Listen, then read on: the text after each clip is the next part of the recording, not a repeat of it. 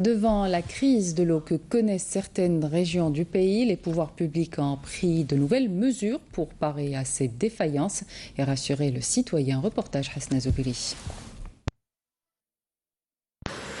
L'Algérie a clos la liste des 30 premiers pays qui auront à affronter de graves pénuries en eau d'ici 2040, selon le rapport établi par le World Resources Institute publié en 2015.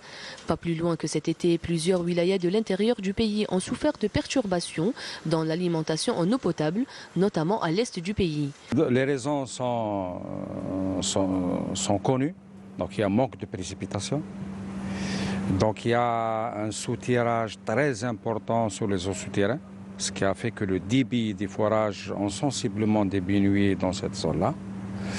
Et bien sûr, à cela s'ajoutent tous les problèmes liés au piquage illicite et à la vétusté aussi par endroits de certaines infrastructures. Devant cette situation qui est devenue insoutenable, un plan d'urgence a été élaboré par le ministère des Ressources en eau. L'accès à l'eau est un droit, il est donc nécessaire de mettre à la disposition de la population de l'eau potable. Pour cela, une stratégie à moyen terme a été mise en place. Donc pour répondre ou pour trouver des solutions aux problèmes qu'on a vécus, donc la première action, c'est la poursuite de tous les programmes structurels qui sont en cours de réalisation, à l'exemple des projets qui vont alimenter Borj-Bouarerij, qui vont alimenter Oumel-Bouagui, qui vont alimenter Steve, à partir des grands transferts. Donc ces projets sont en cours de réalisation, certains tirent à leur fin.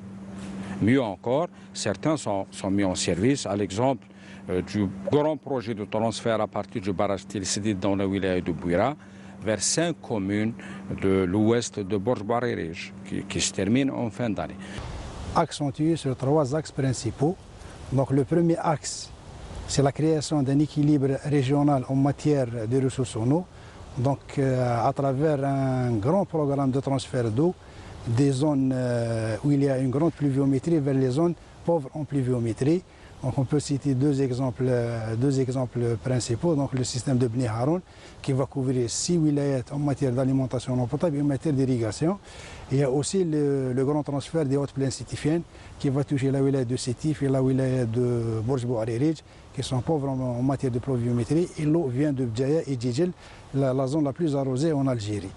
Et un deuxième axe aussi très important, c'est l'axe la régularisation saisonnière à travers la réalisation de réservoirs. Donc c'est pour le captage d'eau, c'est les barrages et les petits barrages et les retenues collinaires.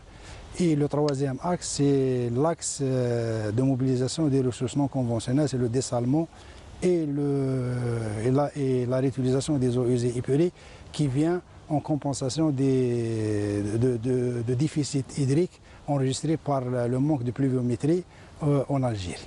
L'autre moyen efficace pour consolider la sécurité hydrique en Algérie est la réalisation de nouvelles stations de dessalement d'eau de mer. Les changements climatiques sont là, les données sont là, on n'est pas à l'abri d'autres changements climatiques ou de l'aggravation de la situation en matière de changement climatique. C'est pourquoi le recours à l'eau dessalée est d'actualité. Et pour valoriser ces efforts, la préservation de cette ressource par les différents usagers, citoyens, agriculteurs et industriels, est indispensable.